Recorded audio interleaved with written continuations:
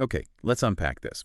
We're diving into uh, a really crucial moment for pretty much anyone starting their career journey, Yeah. negotiating that very first salary. And it's not just about the here and now, is it? It's like a foundational step. Mhm. It genuinely shapes your financial future, maybe for years down the line.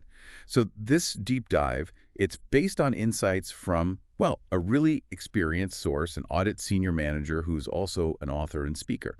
And they focus specifically on financial literacy for young professionals. Yeah, think of it as really practical wisdom, someone who, gets the numbers, but also the real world side of things. Exactly. And our mission here is to sort of pull out the essential steps, the mindset that this source suggests you need to handle this pretty important conversation. Because it's more than just asking for money, right? It's about valuing yourself properly from the get-go. What's really interesting, I think, is how this expert immediately links understanding your worth to, well, understanding your finances overall. The material really highlights the three core essentials for tackling that first negotiation effectively. Right. And the first one really sets the stage. You absolutely, definitely must do your homework. The source really hammers this home, researching the average salary range for your specific role. You've got to factor in the industry, your location too. Exactly. And something a lot of people might not realize, according to this expert anyway, is that most employers, they work within a salary band. It's not usually just one fixed number. Understanding that range gives you, well, a realistic target to aim for. Okay, so why is knowing about that band so important? Well, it reflects things like, experience level, specific skills you bring, and yeah, even how well you did in the interview process can play a part. Being informed shows you're serious, obviously, but it also makes sure you aren't accidentally selling yourself short. A strong interview could actually position you higher up in that potential range. Hmm, that makes sense. Which I guess leads naturally into the second big idea from the source. Yeah. You need to know your worth, and then this is the crucial bit, be ready to ask for it. This is where all that prep work kind of meets the actual conversation. Yes, absolutely. Knowing your worth means you can clearly talk about the specific skills you have, the experience, maybe projects you've done, and the potential impact you think you can make at the company. The material is pretty clear.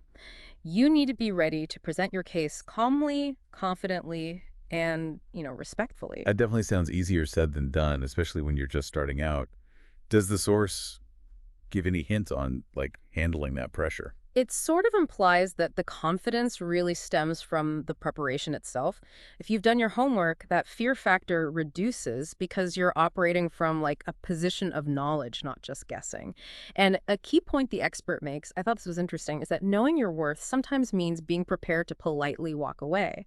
If the offer truly isn't in line with the market rate and what you offer, that willingness, even though it's tough, it's a powerful signal that you actually understand your value. Absolutely. It's not just grabbing the first number thrown at you. It's about setting the right trajectory for your career and earnings. And that brings us to the third essential point. Remembering that it's not just about that base number on the payslip. You really need to think beyond the payslip. Oh, definitely. This is so critical for your long-term financial health. The source actually lists a whole range of non-salary benefits that carry, significant value. Like, what specifically are we talking about here? Well, things like pension contributions, for starters, especially where the company might match what you put in that's basically free money towards your future. Big deal.